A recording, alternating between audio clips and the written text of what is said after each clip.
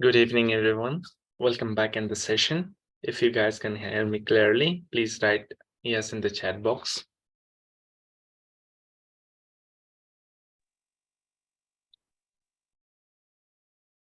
Okay, great. So as foreseen, yesterday we did cover lots of concepts. So now let's rewind it back a little bit for 5 minutes. And after that, we will jump into the new concepts. Let me share my screen. Okay, what did we cover yesterday? We did, let me make it in a presentation mode.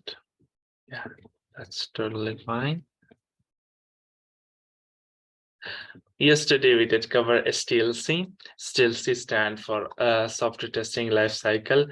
What does it work for? It is the process used to test the software and ensure the quality of standards which are met. It has some flow that starts from the test plan, test analysis, test design, construction, testing cycles, final testing, and post implementation.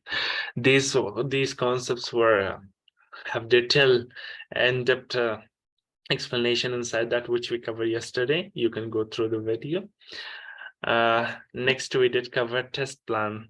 That in short terms, we can say in general, STLC workflow will be test plan, test design, and test execution. Inside the test plan, we have some documents like that. Today we will be covering at the end of the slide that we have traceability metrics for that. We covered yesterday test design. What is test design? Inside test design, we have two parts: test scenario and test case. What is test scenario and what is test case? We will go through the next slide. And at the final, we learn that what is test execution. And whenever we see test scenario and test case, according to definition, test scenario is identifying what is to be tested, and test cases mean that writing step by step of the procedure. Like suppose, for example, I'm taking the I'm writing down the scenario of forgotten password. It is actually the main function. So how we gonna start implementing this forgetting password procedure? That will be written down in test cases. It means you have to written down it step by step. So next, we cover a little bit note that how these test cases are made, from which documents they generated. Test cases are generated and test scenarios are generated from FRD. FRD, what is FRD? FRD is a functional requirement document that we cover in SDLC module. It is basically we will be writing our test cases inside some sort of softwares like Jira, Excel, ALM.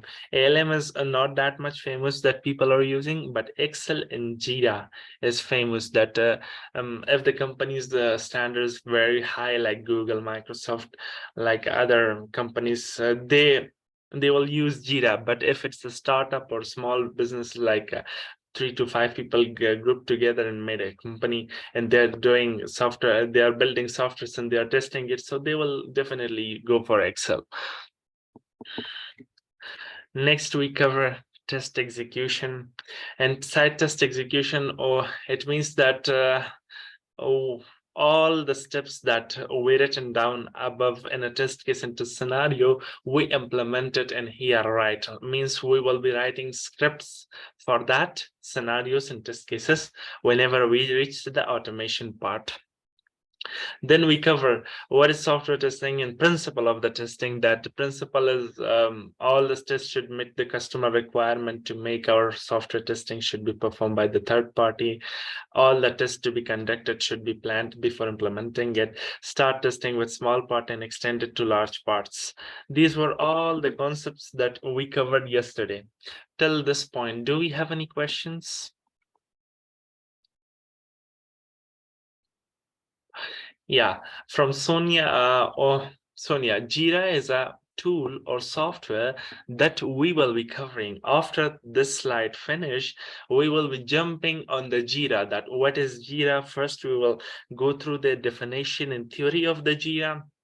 Next, we will be implementing agile methodology, that will be Scrum specifically. Scrum, we will be implementing the Scrum right there in agile. It's a tool like Excel. You can use it, you can manage your day-to-day task in right there. But basically it designs for the software company that whenever they implement agile or Scrum methodology, they're gonna use what? Jira software. Hope the question is clear. Next, do we have any other questions?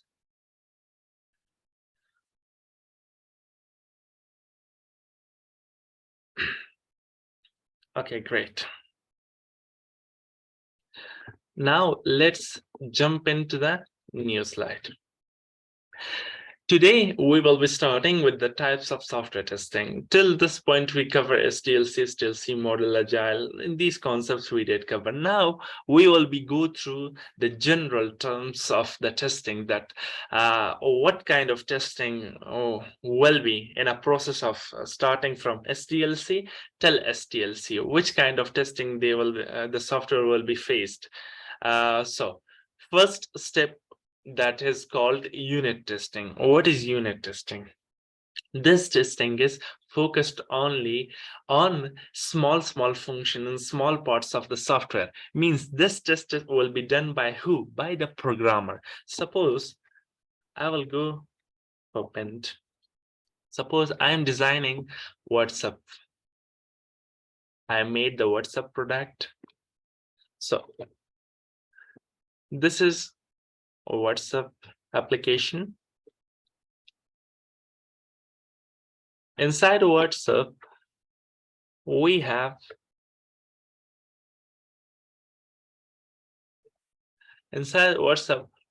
what kinds of functionality? We have voice call functionality. We have video call functionality. We have text messaging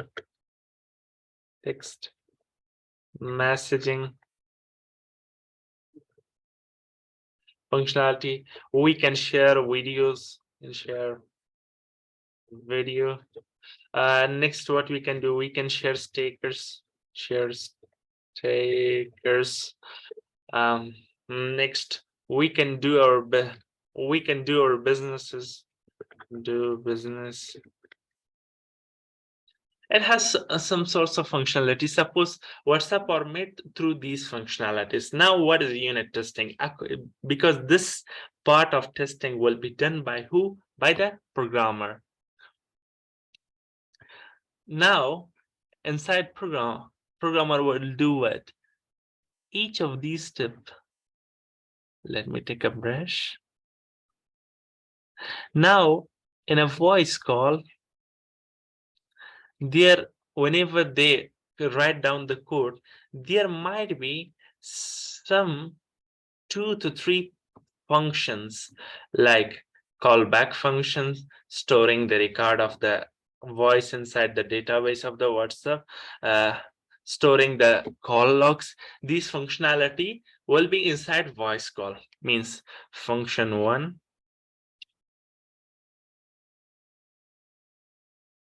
function 2, and function 3. This functionality will be inside the WhatsApp. Now, it's the duty of the programmer that he must check each function. Like he must check function 1, function 2, and function 3. Now, checking of individually each of these functions are called what? Are called unit testing.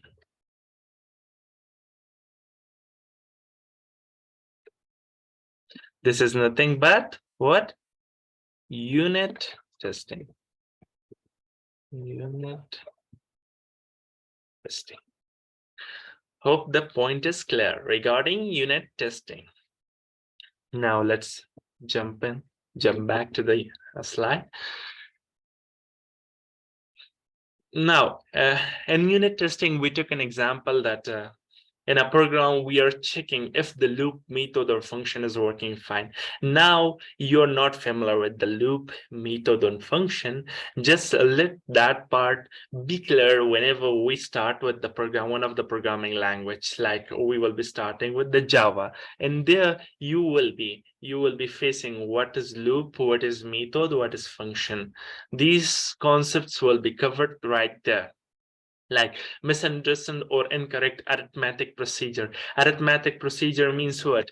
Like suppose, for example,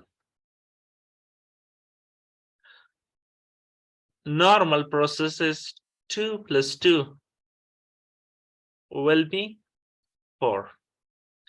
But if the programmer codes like that, that I will put this add function, I will write down one add function. This is my add function. Inside add function, I write down the business logic, or I write down the code logic like that, that if I put 2 plus 2 equal to 5, according to programming, this is right, na? You design it in a way that the result will come 5. But logically, according to arithmetic part, arithmetics, or according to mathematics people, this is wrong. So you need to check this part, that you need to correct this one, that the result should be not 5, the result should be what? 4. Now this part is also done by who? By the unit testing. And who is responsible for that? The programmer is responsible for this section.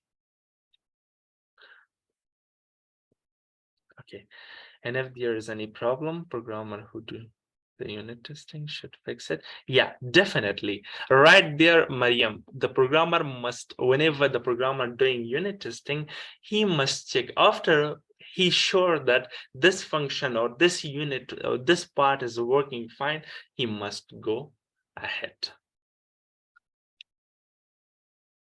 Now let's move back to the slide. Next, guys, we have integration testing. What is integration testing? I guess we have another questions. Okay. Integration testing, its main objective is that a group of unit testing, a group of unit that tested, whenever we group it together, this is called integration testing. Let's suppose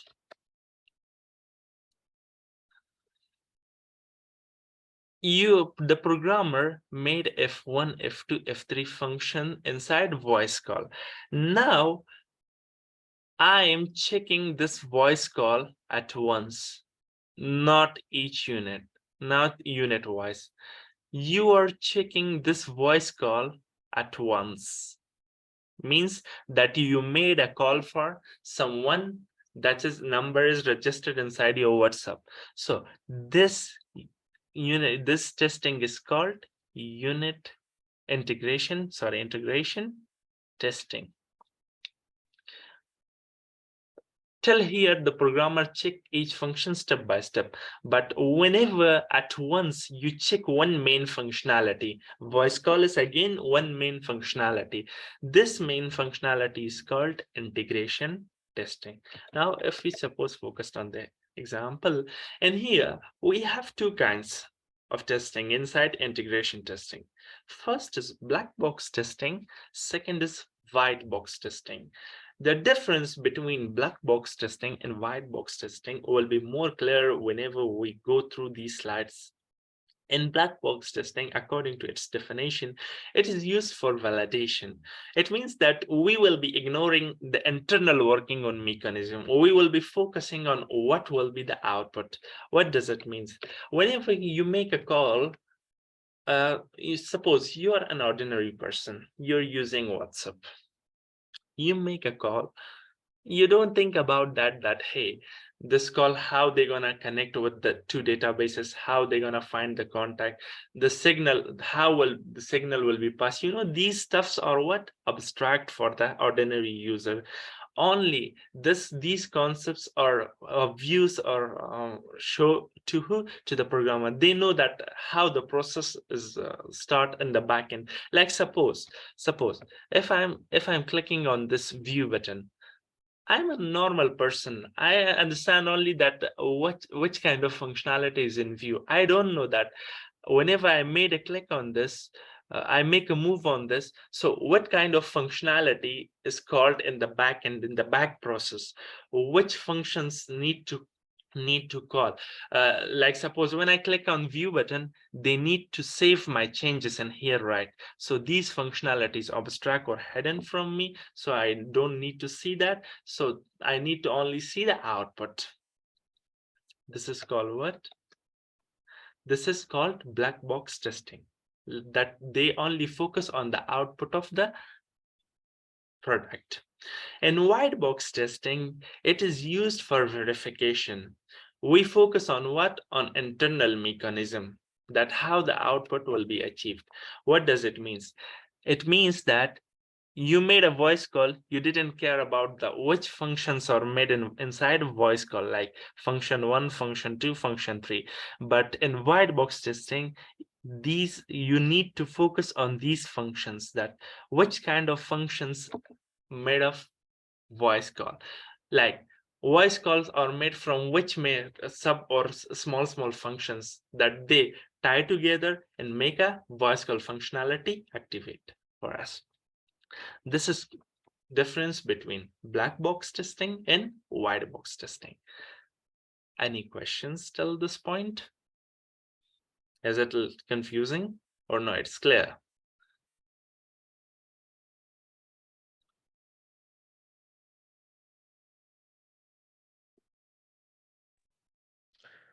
Teacher Farcom, hi to everyone. Can you please come up with another example in terms of black boxing and white boxing, please, if it's possible? Yeah, sure. Why not?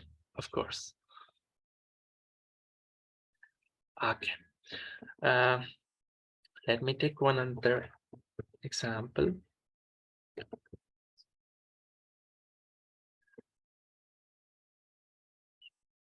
Suppose I made a software similar like Paint.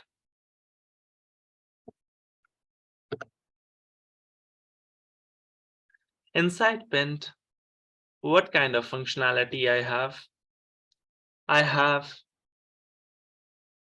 file menu, I have home menu, I have view, and I have text menu. Paint are made from these 4 menus. Now inside each these 4 menus, we have sub menus. Like suppose inside file menu, we will be doing what? We can do, let me take it.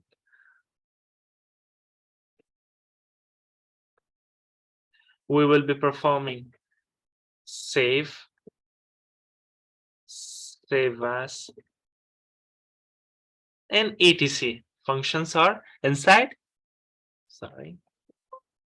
This instead of m, this will be, let me put it again. Save as.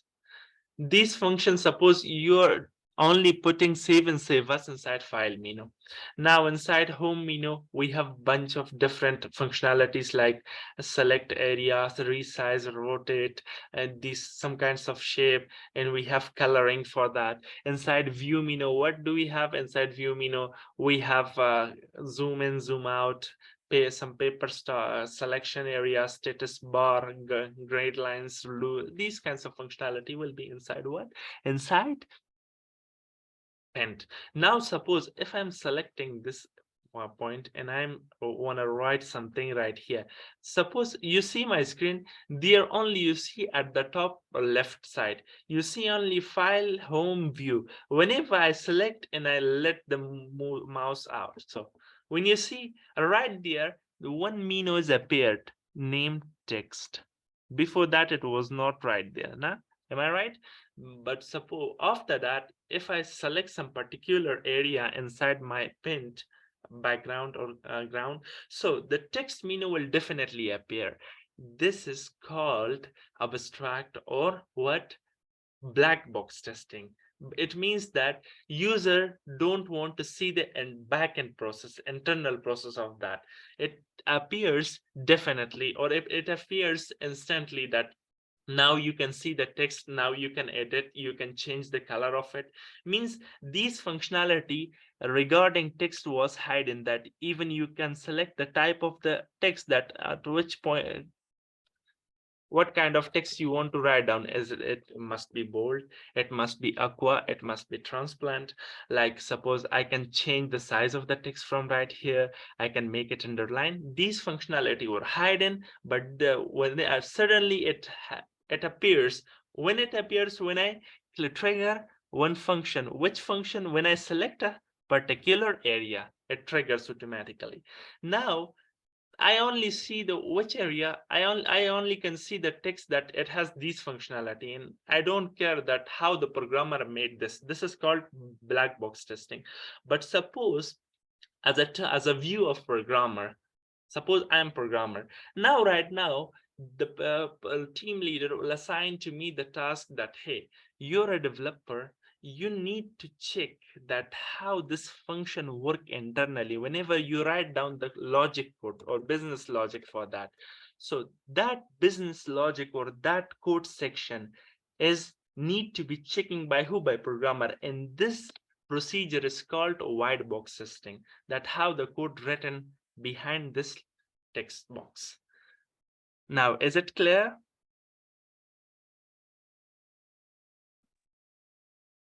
Yes, sir. Thank you.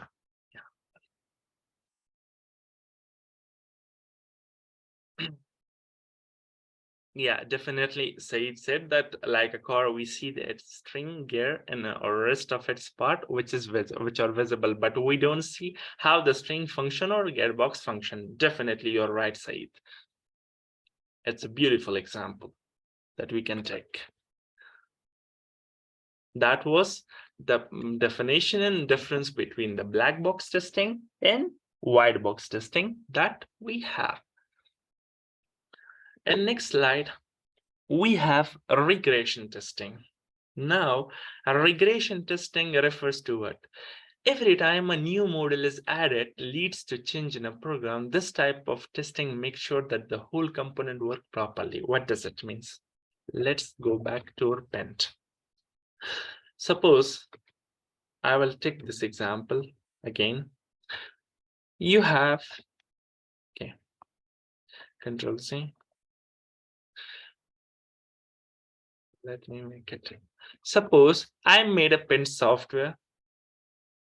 Let me draw its functionality. First step, I will make the which menu? File menu. Okay, I made a file menu. This functionality is added. Now I need to move forward because inside the BRD or FRD documents, there are lots of functionality, like they want file menu, they want home menu, they want view menu. Now inside this, what I need to do?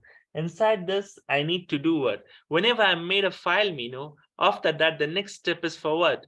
The next step is procedure is for creating home menu. Now, whenever I made a home menu, the procedure says in regression testing that whenever you made or you add one another model, one another function, one another functionality inside your project, you need to retest again the file menu as well alongside with home menu, because it might cause some error. They might not merge together, they might not work properly together. So for that reason, you have to check your file menu alongside with your home menu again. This is called regression testing that you need to test. Regression testing refers to the concept that whenever you add a new model, every time whenever you add a new model, you need to check from the top again. Means suppose if I'm at the last stage, like I made a view and last stage will be text, last model will be text. So whenever I made a last model text, alongside with the text, I need to come back again and I check it from file, home, view, text. Each functionality means each and every individual sub function which is attached, which is tied with these main functionalities like home, file, view. I need to cross check it, and after that I come to the text model and check it. This is called a regression testing. Hope the point is clear. Any question in regression testing?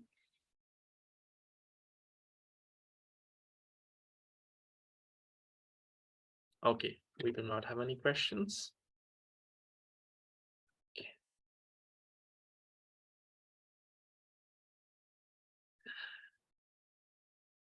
Okay, we take an example. You can go through that example whenever I share the slide. Now we have smoke testing. Smoke testing refers to what? This test is done to make sure that the software under testing is ready or stable for further testing. What does it mean? It means that the software passes the initial version. Like suppose, for example, I will draw some new pen for you guys. Like suppose the WhatsApp example is best, or we can take. Like whenever they made WhatsApp project, they made it in different versions. From the launch day of the WhatsApp till this date, WhatsApp changes its version each year, means version 1, version 2, version 3. I don't know which version is currently running on our phone, but I guess we can assume that it will be version 6. Means in these 10 to 15 years, WhatsApp changes, it is 6th version. Now WhatsApp add what WhatsApp is, and it is 6th version. So in version 1, we had voice call. Let me change the color, Arial. In version 1, we had voice call. We had text messaging section. We had video call. Suppose, take this, see it as this view, that in version 1 of the WhatsApp, I will name it version 1, we had these functionalities. Now, after 1 year, they need to upgrade the WhatsApp from version 1, or migrate WhatsApp from version 1 to version 2. Now, this transition of version need to some kind of testings. Like suppose I need to add voice call itself will be right there. Text message will be right there. Video call will be right there. And I want to add what? Video sharing option. Before it was not there. Now video sharing option I will add. This will be in version 2. Now transition of the version, whenever you already check these voice call, text message, video, you already check these versions. Whenever you transit from version 1 to version 2, in this part section, you need to only check which section. You need to only check the video sharing section. These functions work properly for you in 1 year, and they give you the result that, hey, you use me 1 year and I'm working fine. You need to recheck me again. So this is called smoke testing. That whenever you do a transition from version 1 to version 2, you don't need to check other functionalities that you already check. You have to check only which functionality, the new functionality that you add inside video sharing. Hope the point is clear. It's just like the opposite of regression testing, right? Yeah, it is the opposite of regression testing, that most companies are, whenever most of the companies are confident on their product, that, hey, this part of my product is working fine, and under any condition it will not fail. So in that area, the concept of the smoke testing will arise, that you need to only check the specific functionality that you add newly inside your product. This is called smoke testing.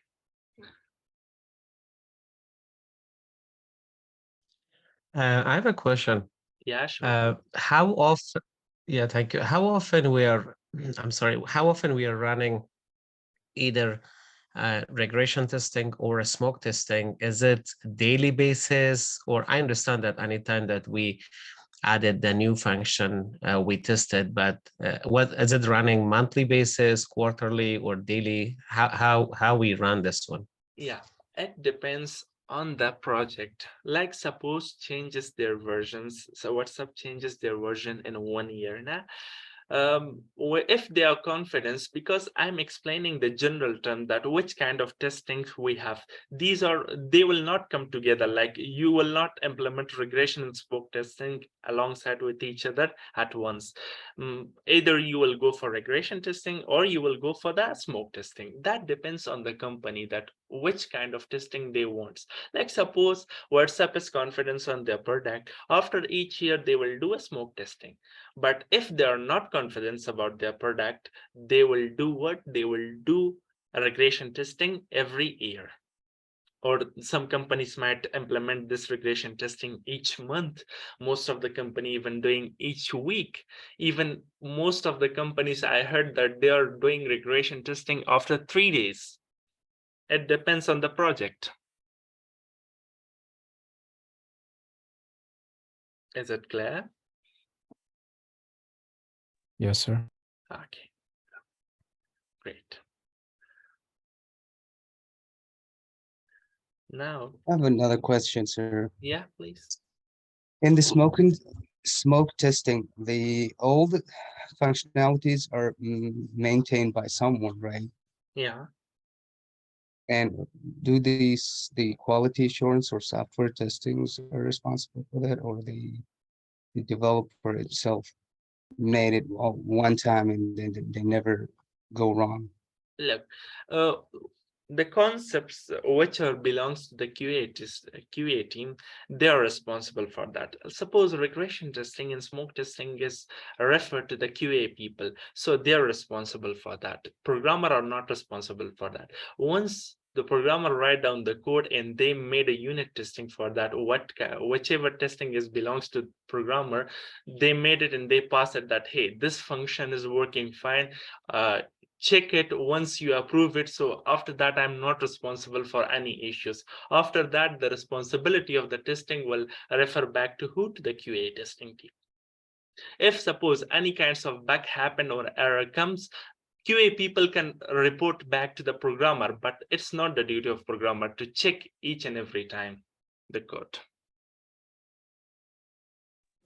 Yeah, I just wanted to add that actually smoke testing can be carried out by both developers and testers. However, the responsibility of smoke testing stays with the QA team, right? While both both are involved.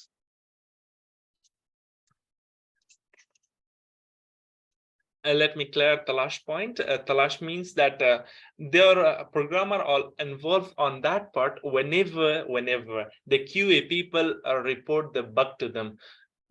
At overall, if we divide it in percent-wise, there will be 70 to 80% will be referred to the QA team. 20 to 25 will be belongs to programming team. If we divide it in percent-wise. Okay. All good. Yeah. Okay. Hope the points are clear. So let's jump back to the slide. Okay.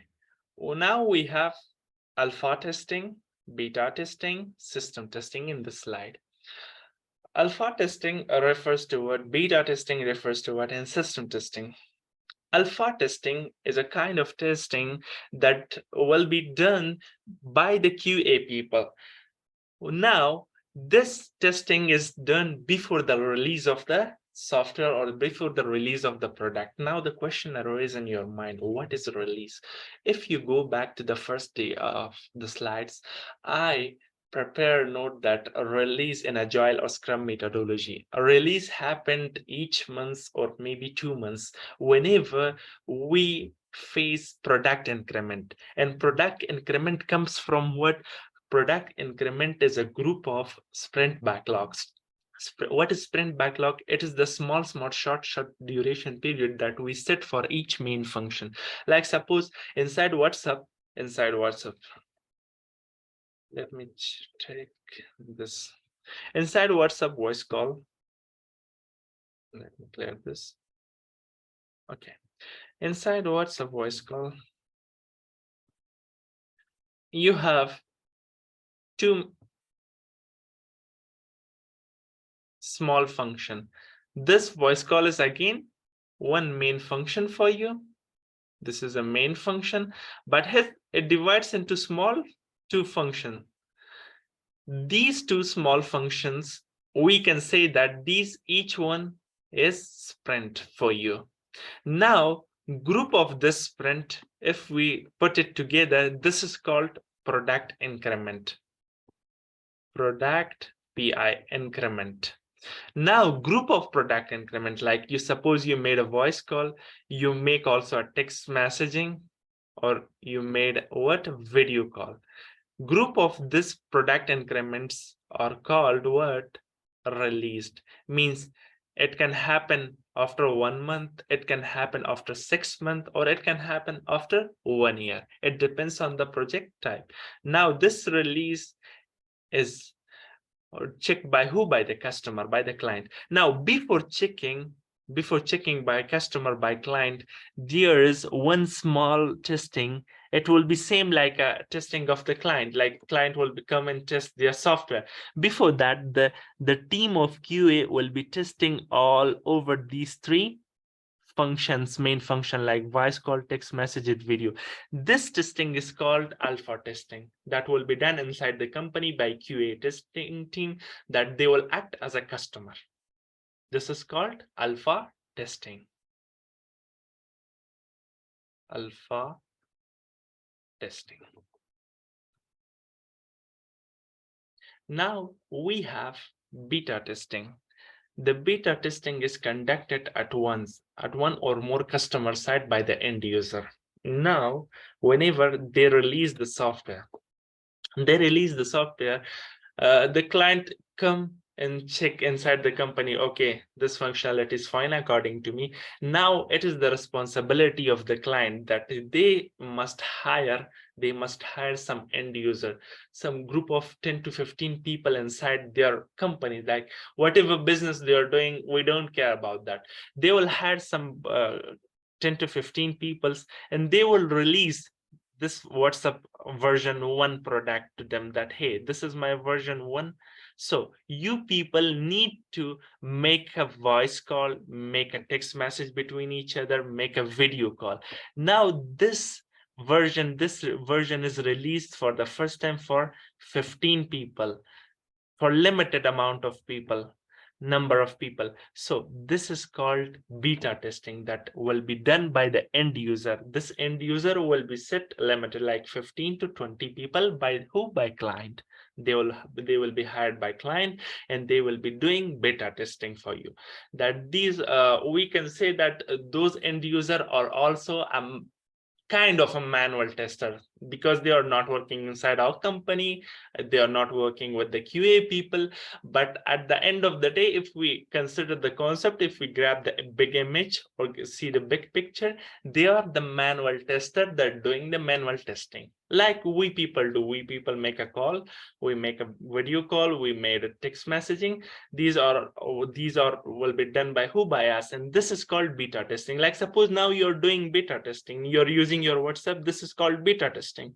You're using Facebook, this is called beta testing. This is not nothing, but if you see the big picture, this is called what? This is called manual testing also, if we consider.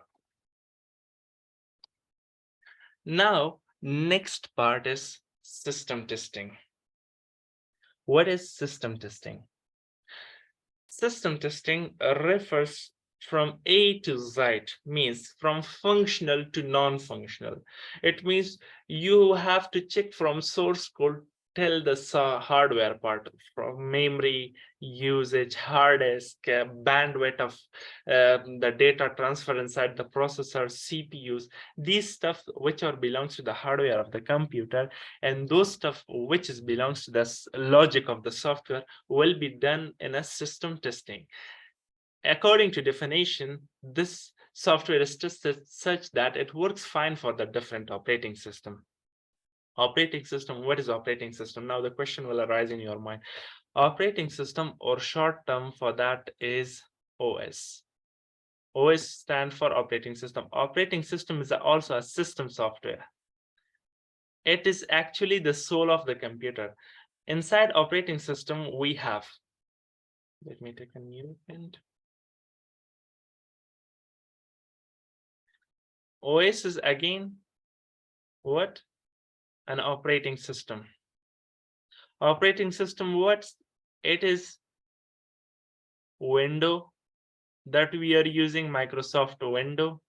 This is operating system that operates the system for us, alive the system hardware of the computer for us. Most of the people might using Mac. They are facing some different kind of interface. Most of the people, ethical hackers or network engineer, might use Linux. Linux is a little bit tough, but it is the favorite operating system of the hacker or programmers that using. Yeah, on the right will be the best operating system example for that as well. We can take it. Now these operating system duties, what they are doing, what they are making alive the dead hardware part of the electronic devices for us, means they will follow some rules or regulation that these concepts, these hardware should, whenever I click on this area, this functionality should do this, this functionality should do this. This is called operating system. Hope the point is clear. Now in beta testing, now in system testing, whenever we talk about system testing, so you have to think about that this software, whenever I make a WhatsApp call, or whenever I make a print, I make a PowerPoint, I make a MS Word, so it need to fit with the operating system. It need to match with the operating system that, hey, this function is working fine. So right now, inside system testing, we have what? We have recovery testing, we have stress testing, we have performance testing, and we have security testing. Like these testing will be done inside what? Inside system testing. Now, if we jump into the next slide, we have what? We have stress testing.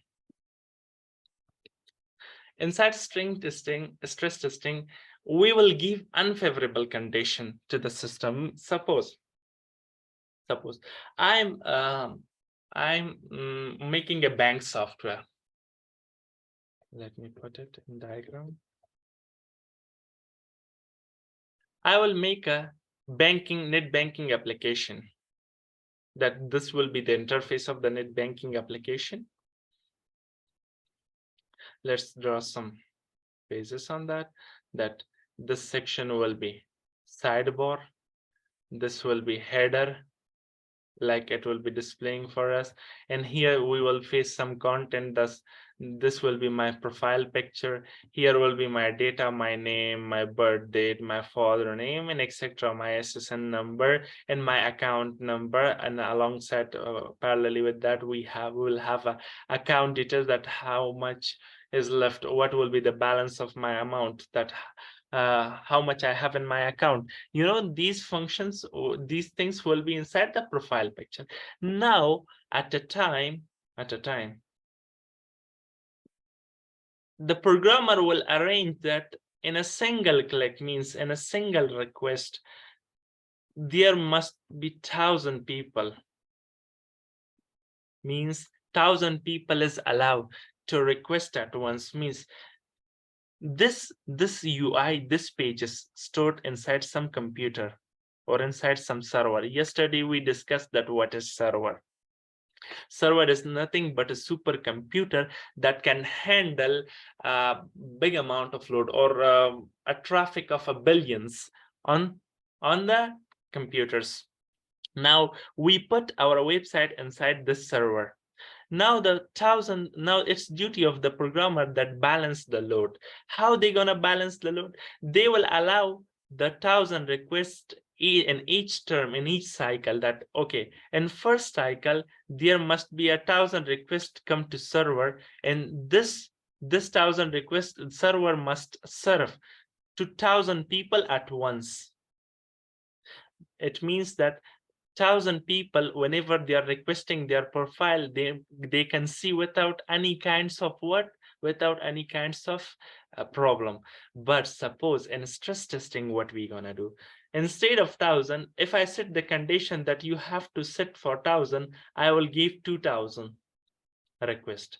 In this section, the tester will see that okay, the condition is 1,000, but if I put 2,000 request, what kind of error the end user will see? That error is called stress testing. Means finding that bug, finding that problem is a part of stress testing, that we will be giving unfavorable condition. This is called unfavorable, that we set 1,000 requests, but we are giving 2,000 requests. So this is called unfavorable condition. Hope the point is clear. Now, last but not least, we have performance testing. Inside performance testing, the QA team will check the performance of the software, that whether it is working smoothly or not. If you see, most of the websites, whenever we request, they load a lot. User will not stay for you. If the load time greater than 4 seconds, the user will definitely close the tab and will not come to your website or web application again. So this is the responsibility of Open our own website, then they will know how slow it is loading right now. I just requested our team to make it faster. Kalash, can you pass me the link inside chat box? Sure. Yeah. Pass the link.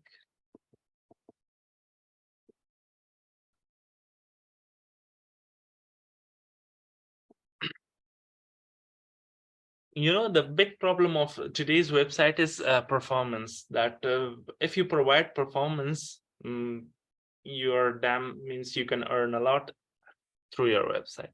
Now let's click on that.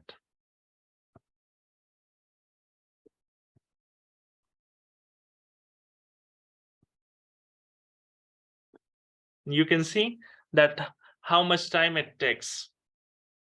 It takes a lot of time whenever it loads.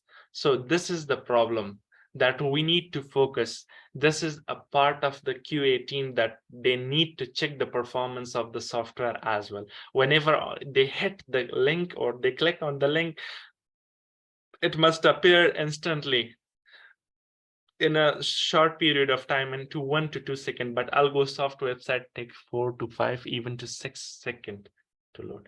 User will not stay that long for you. So yeah, we can even expect it, that how long did it take to load.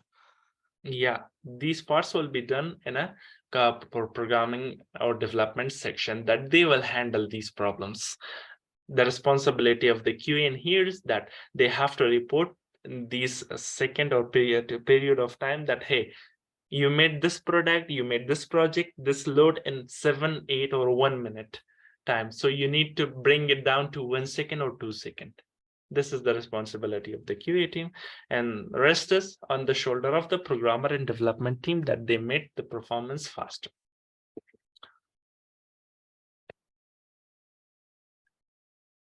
Okay, next we have object-oriented testing.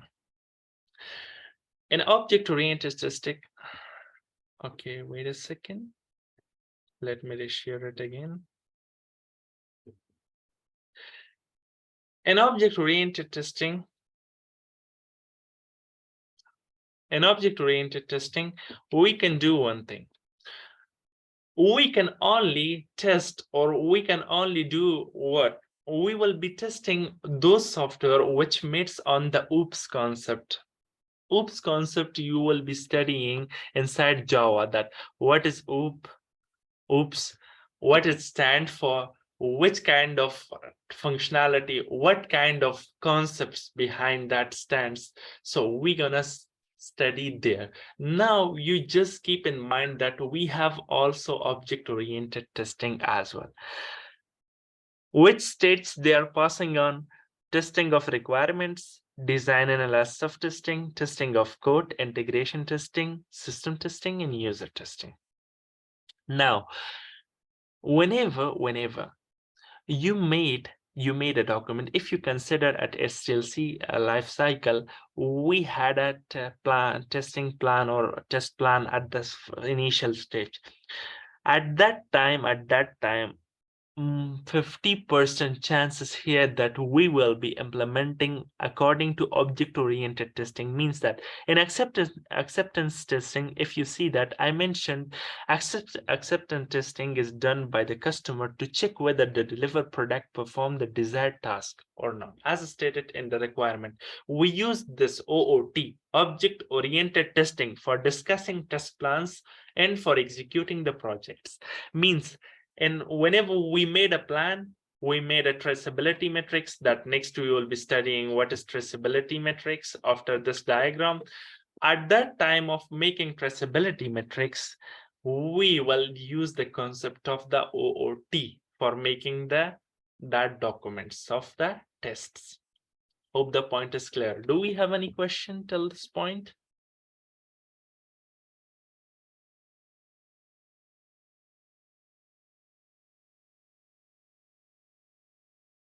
Can you just really quick recall again number 10, object-oriented testing?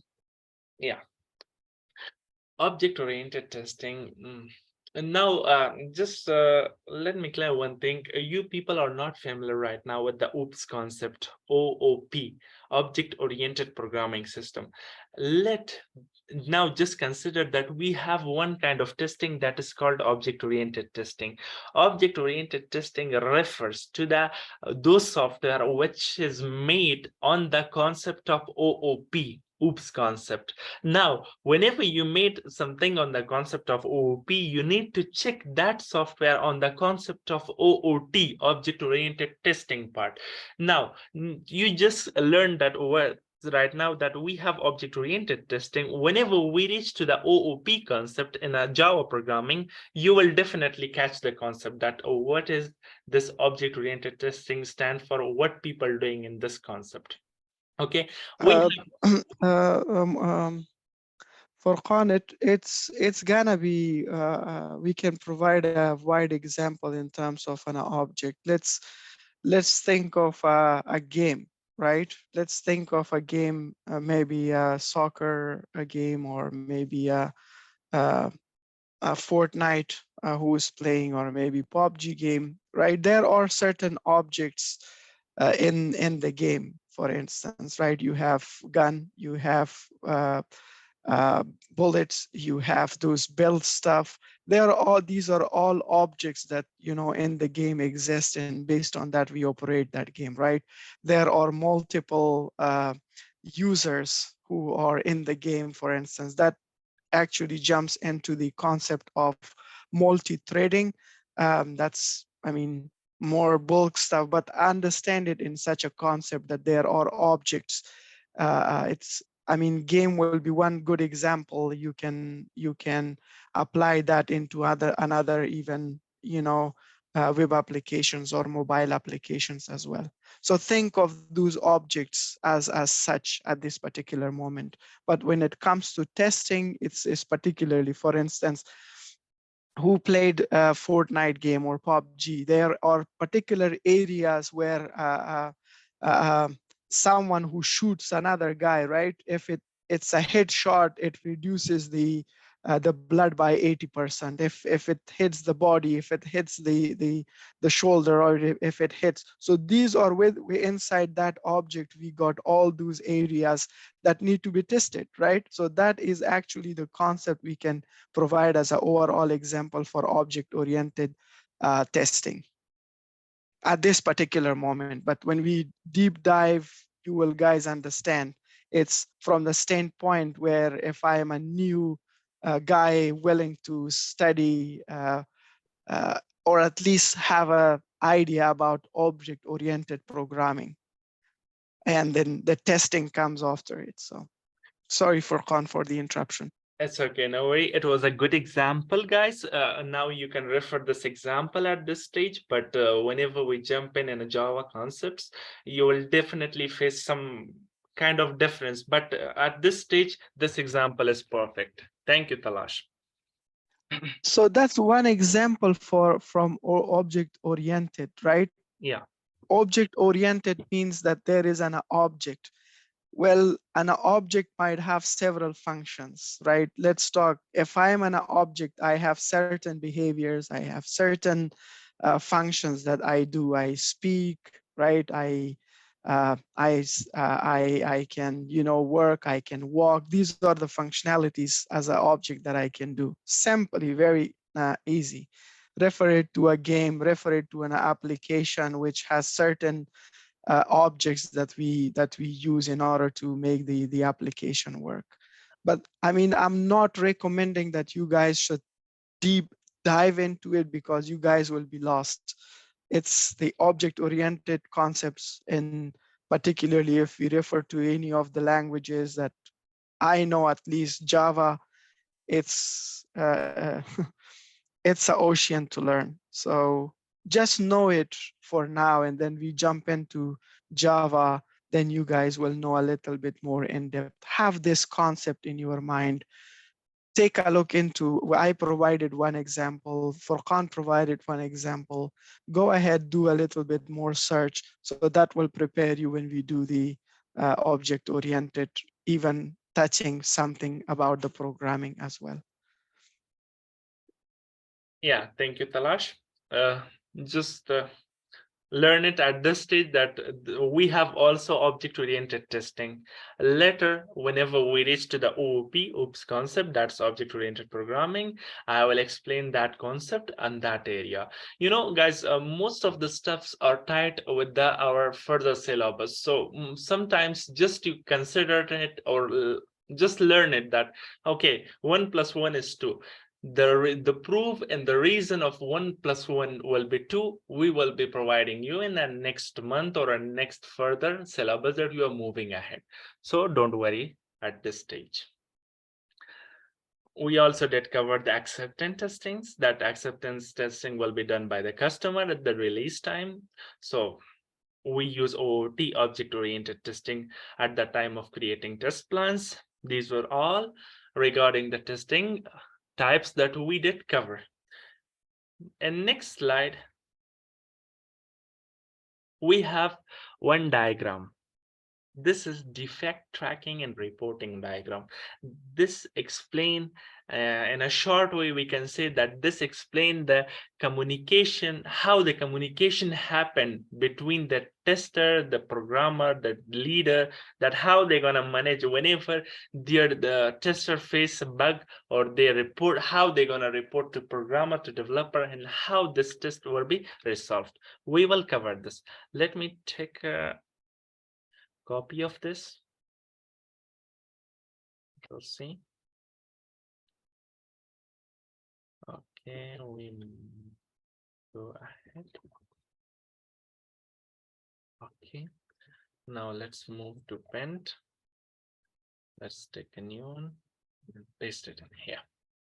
Now I will explain the example that how the workflow will happen inside the testing team, that how they will report the bug to the programmer. I will take a pen. Okay, at first stage, when it's also Furqan, it's also necessary when we are talking about the defects in bug.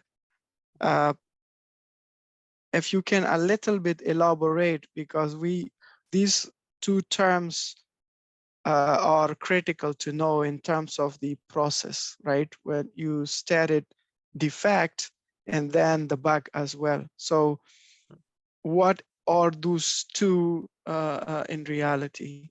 Okay. Defects, we can say that bug and defects are not, they don't have any kinds of difference. Actually, they are synonym of each other. Defects only use defects terminology, only used inside the QA people. They will be using this kind of terminology that, hey, this is this defect, you need to solve this defect, you need to find the defect inside this product. But bug concept refers back to the development team, that they will be using, they will be seeing as a bug terminology. They will be, at the end of the day, both refers to problem. One team will name it bug, one team will name it defect. They don't have any difference. Hope the point is clear. Okay, right now. All good. Furqan, yeah, in order to add a little bit more into your discussion, when we are referring particularly to defects, they are mostly into when we are in the production stage. While when we are discussing defects, they are mostly in an environment, means before moving the software to the production. So whatever we do at that time, they called during the, before moving the software into production, they called bugs. But in terms of as Furqan said, they are interchangeably used synonyms or words or phrase that we use, but in terms of the understanding it a little bit more, is like when we are discussing the defects, they are mostly into once the software is in production, and that time we are discussing the defects. But overall, in a bigger concept, we can have them both as once. So a small clarification onto that as well. Very good. Excellent, Talash. Okay. Now, if you consider this diagram, guys, at first stage, we have tester that reports the bug for us. Reports the bug to who? Whenever he faced the bug, he will report to who? He will report to test lead, the leader which leads the QA team. They will validate the defects, means validation of the defects means they will write it down in some sort of documents that, okay, this bug is referred to this function. Okay, this is F1 function, I name it F1 function. Okay, this bug's from F1 function. They will write it down in documents. They will provide this documents to who? To developer lead. Assign the defects to developer leads. The duty of the developer lead is that they will assign this function or this bug, this defects, you can say, to the programmer which work on this function. Suppose Ahmad works on F1 function. So in the Jira software or at some in a document in some part, they mentioned that F1 function made by the Ahmad. So they will refer to that document or that section and they will find the programmer. They will assign that defects to the programmer and they will see, okay, the programmer made the function and make it bug free. They solve the error. They will give it back to who? To the developer lead. After that, in here, there's a section that developer lead will contact directly who? Contact directly the tester. This person, I mean. And here, they will meet this person. They will pass it to that tester that, hey, now it is time to retest it again. The tester will retest the product. If it is okay, if it is approved by the tester. So here they close the defect. They will say that this function is now bug-free, defect-free. They will stop right there testing. They will not test it again. But if the problem was not solved and it was causing error, so the procedure is that they will reassign to the developer team or developer lead. By who? by that tester directly that, hey, this function is again not working, you need to check it. Again, this cycle will happen that he will assign this task again to F1. Who made F1? Ahmad. He will assign to Ahmad. This cycle will happen continuously until they approved and they stop the cycle in here itself. Hope this point is clear for you guys. Okay, we have a question from iPhone. What if we don't have a test lead in a team? Listen, dear. If we follow the Scrum methodology or Agile methodology, there is a Scrum Master or team leader. We cannot go without that. If we follow Kanban methodology, yeah, I'm sure that there is no test lead. All of the people are same in position, so they're gonna contact directly the programmer or the developer leader. But it in this case are rarely happened. 90 to 80% of the companies are using Scrum methodology, and inside Scrum methodology, you have a team leader, you have a Scrum Master, so you need to follow up with that. Hope your question is clear.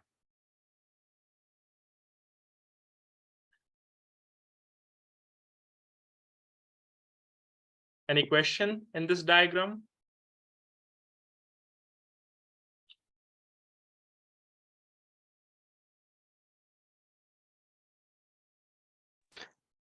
It's very easy to understand. Let me, if I can find a Jira, for Okay. instance, a Wait, ticket for Talash. defect. There's another question from iPhone. Let me clear for him.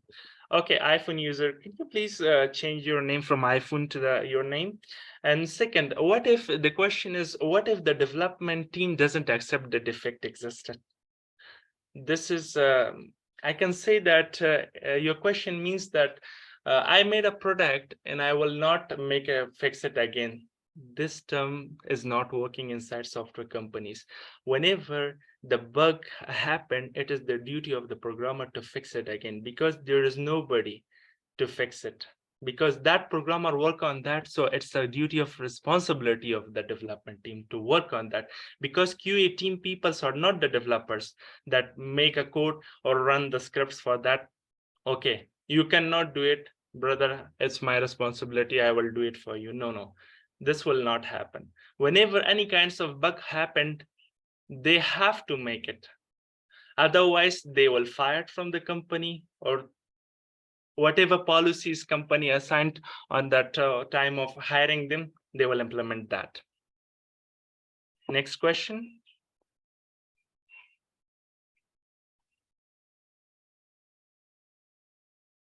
Oh, okay. We have one another question from Nasib. How does the tester detect the defects, or in other words, what the steps before the test report defects? Okay, and Nasib, you will be studying this concept inside Selenium. Once we reach to the Selenium, you will get to know that how we will detect the defects inside the software.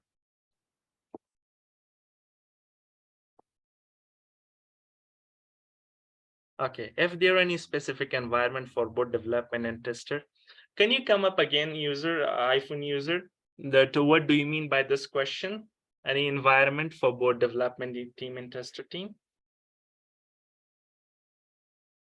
You can even speak up, don't worry. Yeah, no worries. You can speak up. Yeah. Come on, Unmute yourself and ask your question. So this is where we actually learn. No yeah, one definitely. comes I'm very happy with that we have a everything. talented person group. Yeah. Yeah. iPhone user, can you come up, unmute yourself? You can also unmute him in case he's wish. No, I allowed all of the participants. They can unmute their. Okay. That's, if I find a bug, how do I send it to user? No, to developer. Okay, and here I explain it that whenever you the tester report detect a bug or find a bug, they need to first time report to the test lead. Means the test lead who assigned the task to that QA team. After that, they will report back to the development team, developer leads, and the process will happen like this. Okay. Next question. As a tester, should I create, run, and report errors and bugs or the development? Okay, the developers or the client give me assignments. The question is by who? Let me check. By Amir Ansari. Amir Ansari, the task is not directly given by the client to you. The task will be given by test lead. Before that, we have some process that the meeting will happen in first stage or first day's recording. If you see, there will be some sort of meeting, there will be some sort of documents. After that, when you pass the SDLC cycles, at the SDLC cycle, there will be some other concept. Till at the end, the product will reach at the hand of who? At the hand of the testers. This process, whenever they pass this process, at the end, they can assign to the tasks. Not directly, they will get the order from the client.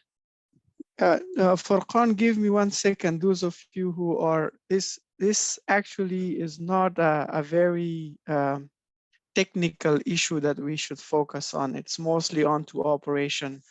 I'm working on this stuff on a daily basis. It's sometimes it doesn't matter if you don't know the flow at the moment. They will tell you how you should do it. Definitely, sure. To whom should let me quickly share my screen, and I'll pass you on the Jira so you can you can set it up that there is a free version of Jira. We can use that, and it has nothing very fancy and difficult in terms of using it in now Yeah, or in the Talash, you future. can go ahead. Yeah, take a look. This is Jira. Okay, this is where this is nothing but an operation tool that we use for our day-to-day activities, right? We have, for instance, I created this project called the test project. We create the issues and we track. This is a tour. You guys should explore myself. You see, you can see the progress if either the task is done, and on the on the side where you are particularly looking in, see all these functionalities, like you can see the code inside it, right? The projects that exist, people push the code, you can take a look into it, you can clone those from there.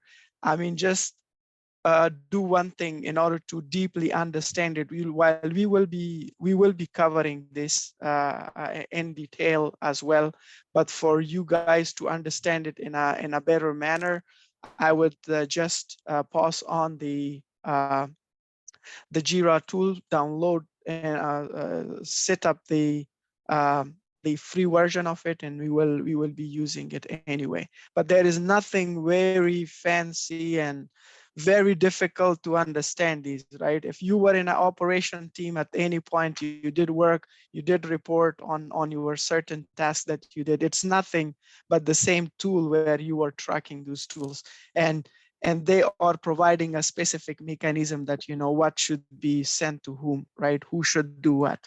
It's very easy to understand. I mean, we will be covering all these. We will be covering all these in a see, assigned to me. There are tasks that are assigned. You can, once the developer is done with his local testing, as Furqan said, he is assigning it back to his supervisor. He takes a look into it. Once he takes a look, he's assigning it back to him for review. Once he is done, he will assign it back to whom? To test team. Maybe there will be a test lead, or maybe there would not be a test lead. Maybe the test that they will be working under one supervisor. That is, at the end of the day, depends on the project, right? On the level of the project, that you have a test lead or not. If you have it, that's good. If you don't have, then the person who is testing the application or the portion of code, he would be both as a test lead and a tester as well. So it all depends on the bulkness of the project and the way you deal with. Okay, there is nothing that you guys should be sticking with it. Okay, is there a test lead or not? If there is no test lead, then who takes care of what? Very pretty easy, common. There are nothing specific stuff that we should understand it from the technical perspective. It's common a mind to think about it. Okay, we got these chains of command. If this guy is not available, who would take care of it, right? How many times were there like you were also a supervisor, a lead, and as well as a guy who were taking care of the technical stuffs as well, right? So imagine it. It's not very difficult to understand. Sorry for talking a little bit more. It is totally fine, Talash. Thank you so much. We have another questions that how we gonna report the bugs. See, we will be showing you every possible stage. Okay, whenever we study Jira, we will first pass the theory concept. After that, we will do the practical. Inside practical, we will be seeing that how we gonna report the bug. Okay, no worries at all. Talash, if you want, you can stop your sharing. Yeah, thank you so much. Okay, next, let's move back to the slide. Last, we have traceability metrics. Actually, it has some documents, Excel format documents that in a tomorrow class, I will explain that as well. And I will show you guys that how we gonna write down the traceability metrics, how we will write test cases and test scenario inside the Excel format. We will be practicing that. So tomorrow will be basically practice session as well, we can say. But right now, get the theory that traceability metrics is a table type document which is used in the development of the software application to trace the requirement. We can use it in both forward required document. It means that from requirement to design or coding, and backward from coding to requirement tracing. That's all will be belongs to what? A requirement traceability metrics, or we can call it RTM, or cross-reference metrics as well, CRM, we can call it. Okay, what does it do? It is prepared before the test execution process to make sure that every requirement is covered. Like suppose if you considered at the starting of the SLC, we covered that we have a test plan. That test plan document which I mentioned at that time is nothing but this traceability metrics, or RTM, or we can say CRM, that each and every individual requirement and functionality is clearly mentioned inside that. From that, we can write down our test cases and test scenario, and we will make our testing and write down our test script inside the Selenium or any automation tool that at that time you are using. So this was all about today's sessions. Don't worry about traceability metrics documents. I will show you in tomorrow's session. So till this point, do we have any questions? Let me open chat box. Okay. Okay, now we don't have any questions. Any questions? If you can stop the recording, I'll speak up for 2 minutes and then we will Okay, wrap it up. sure, So sure. the No worries. link will not go. If there is any question, please raise your questions.